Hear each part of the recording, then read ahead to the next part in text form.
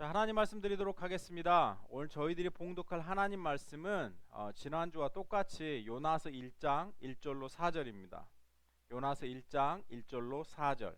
우리 짧으니까 같이 한번 합독하도록 하겠습니다. 같이 읽습니다. 시작. 여호와의 말씀이 아미떼의 아들 요나에게 임하니라. 이르시되 너는 일어나 저 큰 성읍 니느웨로 가서 그곳을 향하여 외치라. 그 악독이 내 앞에 상달되었음이니라 하시니라. 그러나 요나가 여호와의 얼굴을 피하려고 일어나 다시스로 도망하려 하여 요바로 내려갔더니 마침 다시스로 가는 배를 만난지라. 여호와의 얼굴을 피하여 그들과 함께 다시스로 가려고 뱃삭을 주고 배에 올랐더라. 여호와께서 큰 바람을 바다 위에 내리심에 바다 가운데 큰 폭풍이 일어나 배가 거의 깨어지게 된지라. 아멘. 기도하겠습니다.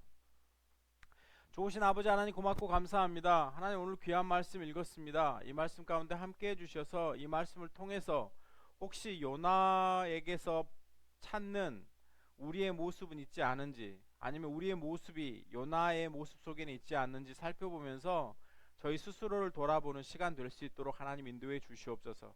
이 말씀 가운데 복 주시기 원하며 예수님의 이름으로 기도드렸습니다. 아멘. 지난주부터 저희들은 요나와 나라는 제목으로 요나서에 대해서 강의하고 있습니다. 지난주에 제가 이렇게 1장 1절부터 4절 설교를 하고 이번 주에 조금 새로운 본문을 가지고 1장 27절인가요? 그 본문을 가지고 말씀을 많이 준비했는데 막상 앉아서 설교를 딱 작성하려고 하는데 그쪽 본문으로 되지 않고 오늘 우리 본문을 좀 다시금 좀 살펴봐야 되는 부분이 있지 않나라는 감동이 있어서 좀 설교 준비가 제가 원하는 대로 되지는 않았지만 그래도 이게 또 하나님이 주신 마음이라 생각하고 오늘 말씀을 좀 나누었으면 좋겠습니다. 지난주에 하나님이 요나를 부르셔서 아수르의 큰 성 수도인 니느웨로 가서 너희 악독이 하나님 앞에 상달되어 40일 후에 너희가 회개하지 않으면 니느웨가 무너진다라고 선포하라고 그럽니다. 근데 요나는 하나님의 말씀을 거역하죠. 그리고 다시스로 향해서 가는 배를 타다가 결국 그 배에 큰 풍랑이 일고 위급한 상황에 놓이게 됩니다. 그리고 결국 요나는 바다에 던져지고 물고기의 뱃속에 들어가는 신세가 되게 되죠. 근데 저희가 지난주에 요나가 왜 니느웨로 가서 하나님의 말씀을 전하기를 싫어했죠? 그래서 결국 하나님의 낯을 피해서 다시스로 갔죠. 제가 두 가지로 한번 나누었죠. 뭐 기억나십니까? 첫 번째는 뭐였죠? 니느웨에 가서, 니느웨는 적국의 수도입니다. 그곳에 가서 그들의 감정을 거스리고 그들이 망한다라는 메시지를 전하는 것은 사실 생명을 걸어야 되는 위험한 일이었습니다. 그래서 요나는 피했을 수도 있어요. 그러나 이거는 그 당시 어떤 소명받은 선지자들의 어떤 생명을 내거는 어떤 헌신들에 비하면 굉장히 작은 부분일지 모르겠습니다. 그래서 두 번째 부분이 있었죠. 어떤 거였습니까? 왜냐하면 그토록 자기가 싫어하는 죄악이 가득한 니느웨 백성이 회개하고 돌이키는 것을 요나가 도저히 받아들일 수 없기 때문에 그것 때문에 요나는 니느웨에 가서 복음 전하기를 싫어하고 결국 하나님의 낯을 피해서 다시스로 향하는 결과를 가져왔습니다. 그래서 이제 이 부분들을 좀 보고 싶어요. 요나는 정말 이스라엘을 무력으로 점령하고 핍박하고 억압하는 원수의 나라가 망하기를 원했지 그들이 하나님의 경고를 듣고 회개하기를 원치 않았기 때문에 그렇습니다. 그래서 결국 니느웨는 그들이 범한 죄악 때문에 망해야 하는 나라이지 결코 하나님 앞에 용서받아야 될 나라가 아니라고 그가 생각했기 때문에 그래요. 그렇다면 여기서 오늘 제가 말씀에 묵상하다가 던져진 질문이 하나가 있습니다. 그렇다면 이스라엘은 괜찮은 나라인가? 라는 질문입니다. 이스라엘은 죄악이 가득한 니느웨와 비교했을 때 과연 어떤가? 하나님의 선택을 받고 하나님의 복을 누릴 수 있을 만큼 이스라엘은 깨어 있는가? 그리고 순결한가? 이 말이에요. 그러니까 이스라엘과 니느웨를 비교해 봤을 때 정말 니느웨는 망해야 되는 나라이고 이스라엘 백성은 용서받고 구원 얻을 수 있을 만큼 하나님 앞에 정직하고 순결한가라는 질문인 겁니다. 그래서 이것에 대해서 예라고 말했을 때 정말 요나가 하나님의 낯을 피해서 다시스로 도망가는 것은 사실 이해가 되는 행동 아닙니까? 이 부분들을 좀 살펴보기를 원합니다. 그래서 요나가 활동할 당시 북이스라엘의 왕이 있어요. 그 사람이 바로 여로보암입니다. 그 열왕기 하에서는 북왕국 왕인 여로보암에 대해서 이렇게 소개해요. 우리 열왕기 하 14장 23절 24절 같이 한번 읽어볼까요? 시작. 유다의 왕 요아스의 아들 아마샤 제15년에 이스라엘 왕 요아스의 아들 여로보암이 사마리아에서 왕이 되어 41년간을 다스렸으며 이렇게 돼 있죠. 그러니까 여로보암이 이스라엘의 왕이 돼서 얼마를 다스렸다고요? 41년간. 짧은 시간입니까? 긴 시간입니까? 긴 시간이죠. 긴 시간이라는 거예요. 24절 시작. 여호와 보시기에 악을 행하여 이스라엘에게 범죄한 느밧의 아들 여로보암의 모든 죄에서 떠나지 아니하였더라. 여로보암이 사마리아에서 왕이 돼서 41년간 북이스라엘을 다스렸는데 어쩌다는 거예요? 여호와 보시기에 뭘 행했다고 기록해요? 악을 행했다고 기록하고 모든 죄에서 떠나지 아니하였다라고 말하고 있어요.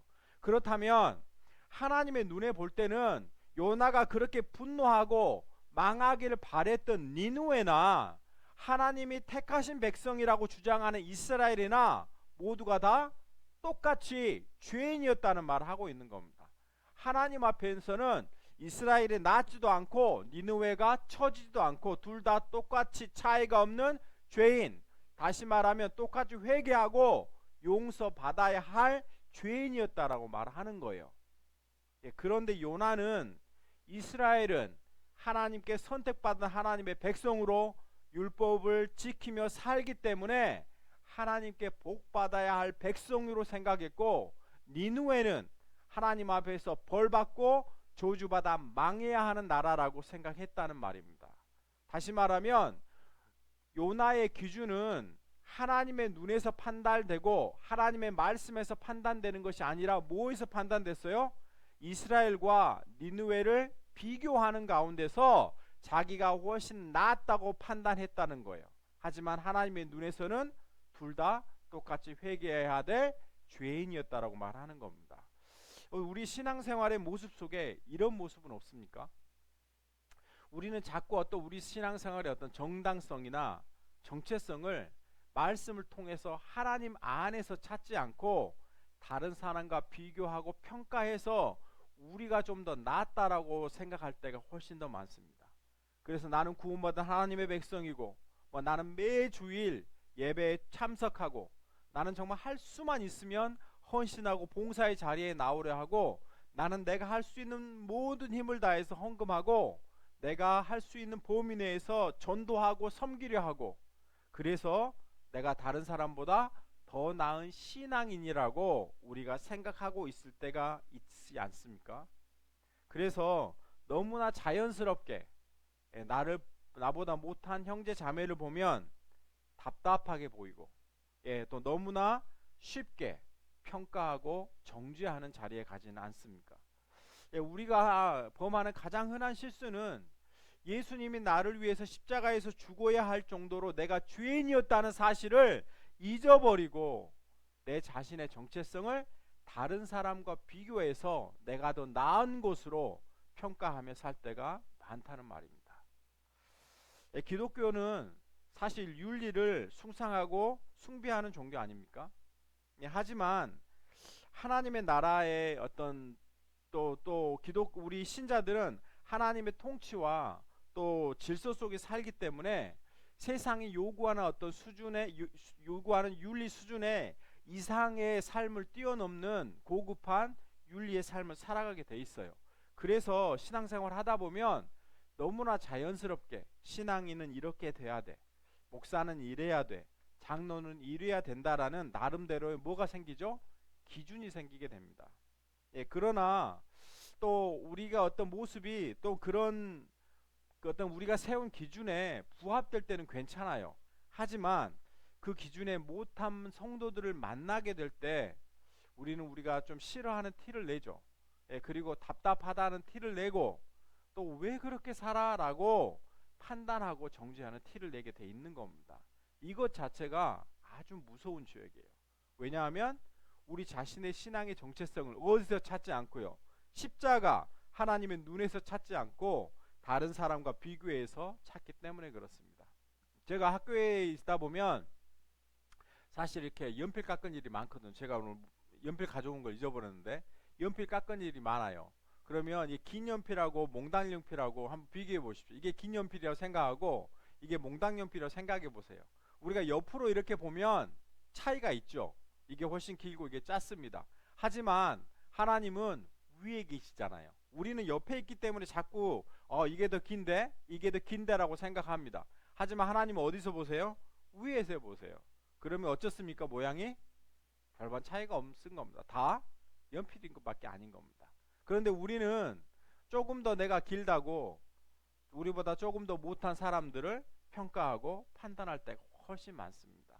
이 부분들은 아마 요나의 모습 속에서 혹시 우리의 모습은 있지 않은지 좀 살펴봤으면 좋겠습니다.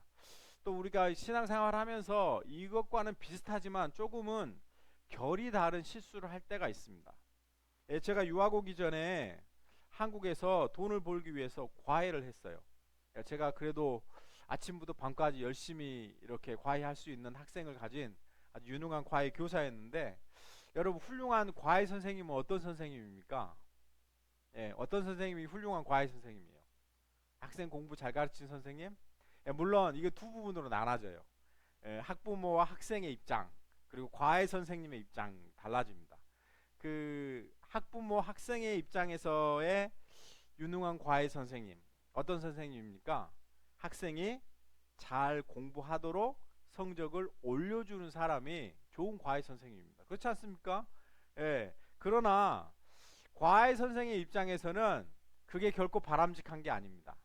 과외 선생의 입장에서 좋은 과외 선생님이란 그 사람이 그 학생이 오래 과외할 수 있도록 나에게 전적으로 의존하도록 만드는 과외 선생님이 진짜 과외 선생님인 겁니다.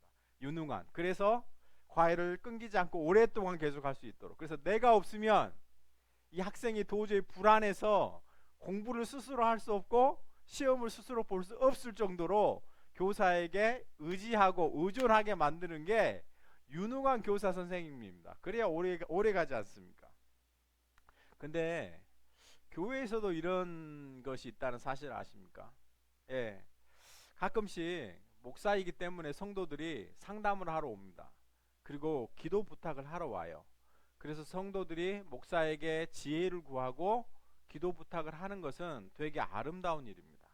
하지만 일이 있을 때마다, 어려움이 생길 때마다, 부부간에 문제가 있을 때마다, 그 다음에 가족 간에 어떤 일이 있을 때마다 목사에게 찾아오고 상담해서 결국 하나님보다 목사를 의지하게 되는 상황까지 가게 된다면 그것은 결코 바람직한 모습이 아닙니다. 아마 이렇게 의존하는 성도들이 많다면 목사는 자신의 존재 가치를 인정받는 느낌이 들기 때문에 사실 말을 하지 않지만 이 상황을 굉장히 즐기죠. 그리고 형제님 자매님 언제든지 어려움이 있으면 나에게 찾아와서 이야기하라고 합니다. 좋은 모습 같지만 가끔씩 목사가 하나님을 대신해서 그 자리에 들어갈 때가 있다는 것을 인식하셔야 됩니다. 교회에서 사역하다 보면 이 목사로서 가장 보람을 느낄 때가 있어요. 그때가 언제일 것 같습니까? 물론 성도가 말씀을 듣고 변화되어서 주님 앞에 돌아올 때가 가장 보람되죠. 하지만 교회에서 그렇게 자신을 반대하고 어려움을 주는 어떤 교회 중직자, 뭐 장로님일 수도 있고요, 아니면 안수 집사님일 수도 있습니다. 그분이 자신에게 기대어 올 때입니다. 목사님, 저에게 이런 문제가 생겼어요. 저희 위해서 기도해 주세요. 이런 말을 들으면 목사는 하늘을 날아가는 듯 기쁩니다. 왜냐하면 그동안 자기를 그렇게 괴롭히고 못 살게 굴었던 저 장로가 나에게 와서 무릎을 꿇고 목사님 기도해 달라고, 그렇게 부탁할 때 목사로서 굉장히 어떤 뭐랄까 목사의 권위를 인정받는 어떤 그런 시간이 되기도 때문입니다. 하지만 바른 신앙은 내가 나타나지 않고 하나님의 사역자인 사역자가 나타나지 않고 하나님이 보이도록 하나님을 볼 수 있도록 안내해 주는 게 바른 신앙의 모습입니다. 그래서 가끔씩 목사님들 중에 이렇게 신앙생활 해야 돼, 나만 따라오면 돼, 너는 하라는 대로 하면 돼 라고, 그래야 하나님의 복을 받아, 이렇게 말하지만 이런 말들은 결코 해서는 안 되는 말입니다. 왜냐하면 하나님 쉬고 계세요. 이 정도는 제가 다 할 수 있지 않습니까? 그래서 가끔 우리는 하나님이 만나야 될 영혼과 하나님 사이에 우리가 끼어서 장벽이 될 때가 있다는 사실을 기억하시기 바랍니다. 사도 바울은 디모데 전서에서요, 자신을 평가하면서 모든 사람이 자기처럼 되기를 원한다는 어떤 본이 되기를 원하거든요. 그 부분 한번 살펴볼까요? 고린도 전서 1장 13절부터 16절입니다. 같이 한번 읽어보죠. 시작. 내가 전에는 비방자요 박해자요 폭행자였으나 도리어 국류를 입은 것은 내가 믿지 아니할 때 알지 못하고 행하였음이라. 죄인 중에 내가 괴순이라. 그러나 내가 국류를 입은 까닭은 그리스도께서 내게 먼저 일체 오래 참을 보이사 후에 주를 믿어 영생 얻는 자들에게 본이 되게 하려 하심이라. 오늘 이 본문에서 사도 바울은 자신을 어떻게 평가해요? 13절에 뭐라고 합니까? 내가 전에는 비방자요 박해자요 폭행자였다. 그리고 뭐라고 표현합니까? 내가 죄인 중에 괴수다라고 평을 이야기해요. 그러니까 자신이 예수를 알기 전에는 예수 믿는 사람을 박해하고 잡아 죽인 사람이었어요. 특별히 여기서 내가 죄인 중에 괴수다라고 말할 때는 아마 스데반 집사를 돌로 쳐 죽일 때 거기에 동참한 사건, 어떤 자신의 모습을 바라보면서 자신이 저지른 일이 결코 용서받지 못할 일이라는 거 이해할 수 있는 것 같아요. 그래서 내가 죄인 중에 괴수다라고 말하고 있는 겁니다. 그러나 사실 사도 바울을 객관적으로 살펴보면 그는 어떤 사람입니까? 바리새파 중에서도 바리새인 중입니다. 그리고 유대인 중에 유대인이라고 자신을 평가해요. 순수 혈통이라는 이야기죠. 그리고 가말리알의 문화에서 공부한 사람입니다. 그러니까 학식적으로는 아주 뛰어난 사람이고 하나님의 교회에서는 누구보다도 열심이었던 사람이에요. 그래서 우리가 결코 따라갈 수 없을 만큼 교회에 대해서 염려하고 하나님에 대해서 열심을 품고 신앙생활을 했던 사람인데, 그 사도 바울이 자기를 평가할 때 뭐라고 평가해요? 비방자고 박해자고 죄인 중에 괴수라고 말하는 겁니다. 그래서 이 어떤 사도 바울의 모습을 보면 그래도 나 정도 좀 백그라운드가 되니까 공부도 많이 하고 하나님에 대한 열심도 있고 그러니까 이만큼 이루었지라는, 나니까 이 정도 일을 하지라는 생각이 전혀 없어 보입니다. 그렇죠? 그리고 하나님이 나를 부른 이유를 뭐라고 이야기하냐면 내가 가장 못났기 때문이라고 이야기해요. 16절 한번 보십시오. 16절 같이 읽습니다. 시작. 하나님이 나를 부르신 까닭은 영생 얻는 자에게 뭐가 되게 하기 위해서요? 본이 되게 하기 위해서라 그래요. 그럼 여기서 본이 된다는 의미가 뭡니까? 본이 된다는 의미가 뭘까요? 그렇게 되고 싶다, 본받고 싶다, 이런 좋은 의미에 있어서 본이 아닙니다. 굉장히 부정적이에요. 부정적이에요. 그래서 하나님이 교회를 핍박하고 스데반을 죽일 때 동참한 나 같은 사람도 사용하시는데 당신 같은 사람은 당연히 쓰시지 않겠어 라는 의미의 본인 겁니다. 사람들이 사도 바울을 보면 사도 바울도 저렇게 하나님의 마음을 아프게 하고 교회를 핍박했던 사도 바울도 하나님이 사용하시는데 우리라고 되지 않겠어? 라는 의미의 희망을 갖게 하기 위해서 하나님이 자신을 본으로 부르셨다라고 말하는 겁니다. 그래서 사도 바울을 보면 저렇게 교회를 핍박했던 사람도 변화시켜서 사용하신 하나님이 얼마나 은혜롭고 자비롭고 인애와 긍휼이 풍성한 하나님임을 알게 하고 드러낸다는 의미에서의 본이라고 말하고 있는 겁니다. 이것이 우리가 되어져야 하는 본이라는 거예요. 우리는 가끔씩 하나님의 일하심과 우리의 능력을 자주 혼동할 때가 많습니다. 예, 하나님께서는 혼자 일을 하시는 것이 쉽습니다. 맞습니까? 그렇죠. 전능하신 하나님이니까 혼자 일하시는 게 쉽습니다. 그러나 하나님이 나를 통해서 일하는 걸 기뻐하세요. 왜 그렇죠? 왜 그래요? 하나님이 나를 사랑하시기 때문에 그렇습니다.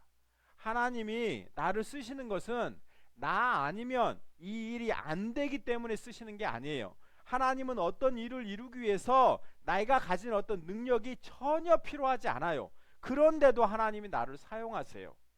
왜죠? 나를 사랑하시기 때문에 그렇습니다.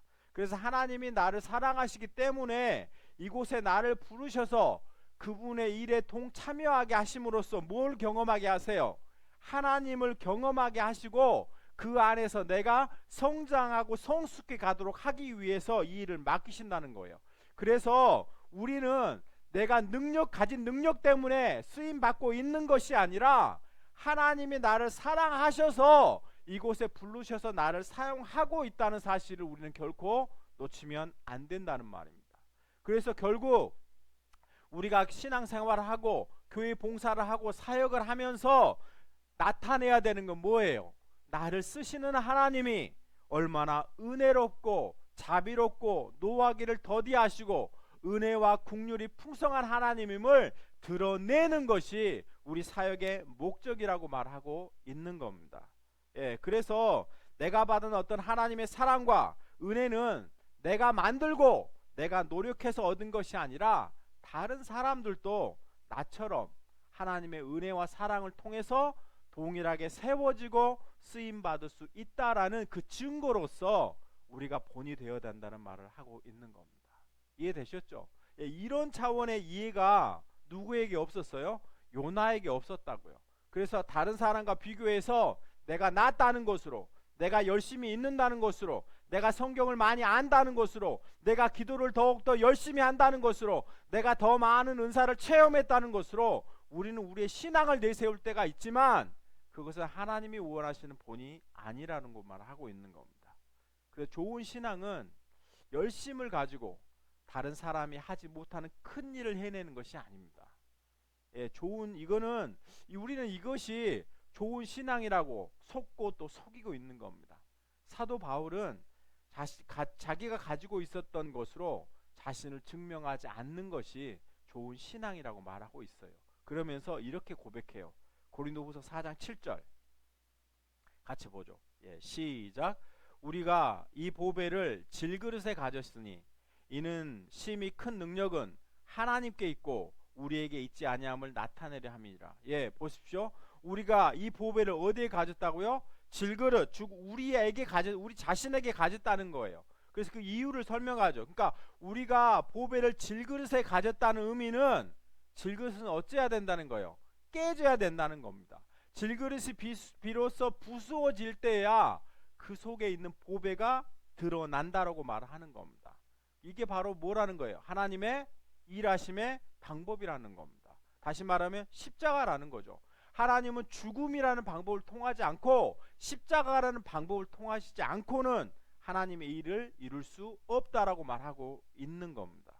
그래서 예수님이 십자가의 죽으심으로 우리에게 생명이 잉태된 것 같이 하나님이 하시는 모든 일은 뭘로요? 십자가를 통하지 않고는 이루어지지 않는다는 말 하고 있는 겁니다. 그리고 하나님 앞에 쓰임받기를 원하는 사람은 십자가를 지는 순종함을 통해서 죽음의 길을 걷지 않으면 그 열매를 맺을 수 없다라고 말하고 있는 거예요. 그래서 성경에는 신앙의 인물들을 의인화시키지 않습니다. 성경은 자기 자신의 아들 이삭까지도 아낌없이 바친 아브라함을 보라, 능력의 지팡이를 가지고 이스라엘을 구원한 모세를 보라, 물맷돌로 골리앗을 죽인 다윗의 그 능력을 보라, 위대한 기적을 행한 위대한 엘리야를 보라, 죽기까지 복음을 전하기 위해 순종한 사도 바울을 보라라고 말하고 있지 않아요. 예, 성경은 단 한 번도 이들을 위대한 신앙의 인물로 위인화시켜서 우리에게 딸을 본으로서 제시하고 있지 않습니다. 아브라함이 믿은 하나님, 모세가 순종한 하나님, 엘리야가 목숨 걸고 항변한 하나님, 그 하나님이 얼마나 은혜롭고 자비롭고 인자와 국률이 풍성하기에 그들은 자기의 생명마저도 내려놓고 하나님 앞에 헌신할 수 있는가를 보여주는 본으로서 우리에게 제시도 있다는 말입니다. 그래서 좀 아브라함을 부러워하지 말고, 모세를 부러워하지 말고, 엘리야, 다니엘, 사도 바울을 부러워하지 말고, 그들이 목숨을 걸고 항변하는 하나님, 저들을 통해서 일하신 하나님, 저들을 통해서 저들에게 주셨던 약속과 축복과 구원을 주신 그 하나님이 얼마나 영광스럽고 은혜로운지 그 하나님께 초점을 맞추어서 하는 것이 바른 신앙생활이라는 것을 말하고 있는 겁니다. 오늘 요나의 가장 큰 실수가 뭐였습니까? 요나의 가장 큰 실수는 자기가 누구였는지, 이스라엘이 하나님 앞에서 어떤 존재였는가를 잊어버린 겁니다. 그리고 하나님께 어떤 선지자로 부름받은 자신이나 하나님의 백성으로 선택받은 이스라엘이나 하나님 앞에서 모두 용서받아야 될 죄인이라는 사실을 잃어버렸기 때문에 그들은 자기의 정체성을 십자가에서 찾지 않고 다른 사람과 비교해서 자기가 가진 외적인 조건으로 찾아서 했기 때문에 그는 하나님의 소명을 이루는데 실패했다고 성경은 말하고 있는 겁니다. 우리 교회가 하나님의 뜻대로 서고 싶습니다. 그리고 주님 앞에 뜻대로 쓰임받고 싶습니다. 우리가 좀 회복해야 될 어떤 부분의 것들이 있다면 이런 모습일지 아닐까 싶습니다. 우리가 다른 사람과 비교해서 내가 가진 남다른 열심, 성경적인 지혜, 신앙의 전통, 이런 것으로 우리가 다른 사람과 더 다르고 낫다라고 생각하는 우리의 편견을 깨버리고 오직 우리는 십자가에서 발견되어야 할 동일한 죄인임을 우리가 깨닫는 것에서부터 우리의 사역이 시작되어야 된다고 생각합니다. 이런 것들이 회복되어질 때 비로소 하나님께서 우리 교회를 회복시켜 주시고 더 많은 사람들을 저희 교회 가운데 붙여줄 줄 믿습니다. 이 사실을 잃어버린 요나 어떻게 되었죠? 바다에 던져졌습니다. 그리고 결국 물고기가 삼키게 되죠. 물고기 뱃속에서 3일간 지내게 됩니다. 우리들이 좀 다음 주에는 이 부분을 정말로 이 부분을 살펴볼 겁니다. 이 부분을 좀 살펴보면서 좀 우리 어떤 신앙인들이 조금 더 하나님의 좀 모습들로 좀 찾아가는 저희 모두가 좀 됐으면 좋겠습니다. 제가 오늘 찬양을 내가 먼저 손 내밀지 못하고 그거 하려고 했는데 제가 악보를 이게 찾아서 프린터를 하려고 했는데 프린터가 안 돼요. 잘려 나와가지고 제가 찬양을 그냥 바꿨습니다. 나의 죄를 정케 하사. 우리 같이 찬양하면서 다시 한번 기도하도록 하겠습니다.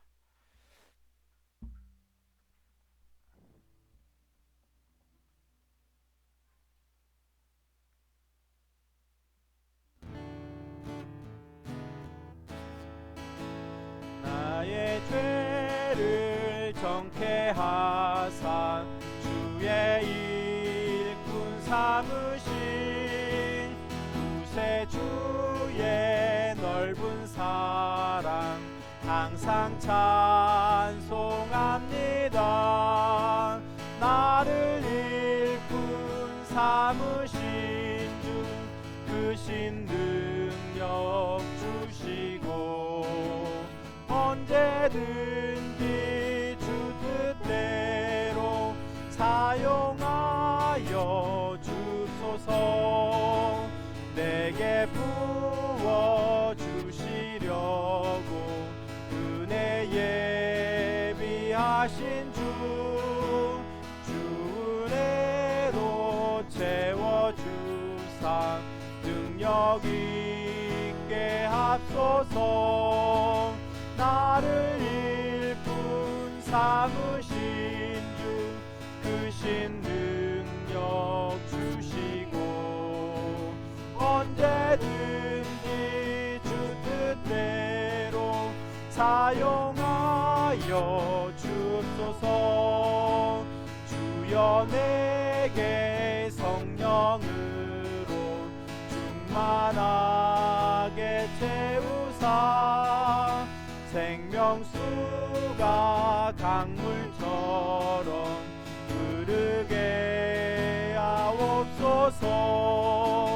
나를 일꾼 삼으신 주 크신 능력 주시고 언제든지 주 뜻대로 사용하여 주옵소서. 나를 일꾼 삼으신 주 크신 능력 주시고 언제든지 주 뜻대로 사용하여 주옵소서. 이 시간에 오늘 말씀을 기억하면서 기도했으면 좋겠습니다. 저희는 하나님이 각자의 영혼 가운데 필요한 말씀 주셨다고 믿습니다. 혹시 우리가 다른 사람과 비교해서 내가 정말 하나님 앞에서 용서받아야 할 죄인이었다는 사실을 잃어버리고 신앙생활하면서 다른 사람들 평가하고 판단하고 하나님, 내가 하나님 위치에 서 있는 존재가 아니었는지 다시금 우리 스스로를 돌아보고 하나님, 우리가 주님 앞에 진심으로 회개하오니 하나님 용서하여 주시고 이제는 하나님의 마음을 회복하게 해달라고 같이 한번 기도함으로 갔으면 좋겠습니다. 좋으신 아버지 하나님, 감사합니다. 하나님, 우리를 붙잡아 주시옵소서. 정말 우리가 주의 뜻을 분별한다고 알고 하나님 앞에 부름받았다라고 생각하지만 우리가 정말 하나님의 뜻 가운데 사로 서지 못하고 십자가를 놓치고 살았을 때가 더 많았음을 주여 고백합니다. 하나님, 이제는 우리의 죄악된 모습을 주님 용서하여 주시고 우리 교만한 모습들을 용서하여 주시고 다른 사람과 비교하여서 더 낫다라고 평가하는 우리의 교만들을 하나님 주 앞에 내려놓게 하시고 오직 십자가의 은혜만 붙들고 나아가는 귀한 역사 있도록 하나님 도우시고 주여 붙잡아 주시옵소서. 오직 주님만이 영광 받아주시고 우리가 쓰임받는 것이 우리의 능력 때문이 아니고 하나님이 우리를 사랑하시는 오직 한 가지 사실이라는 것을 알고 오직 하나님만 드러내는 데 사용되는 귀한 성도들 다 되도록 주여 붙잡아 주시옵소서.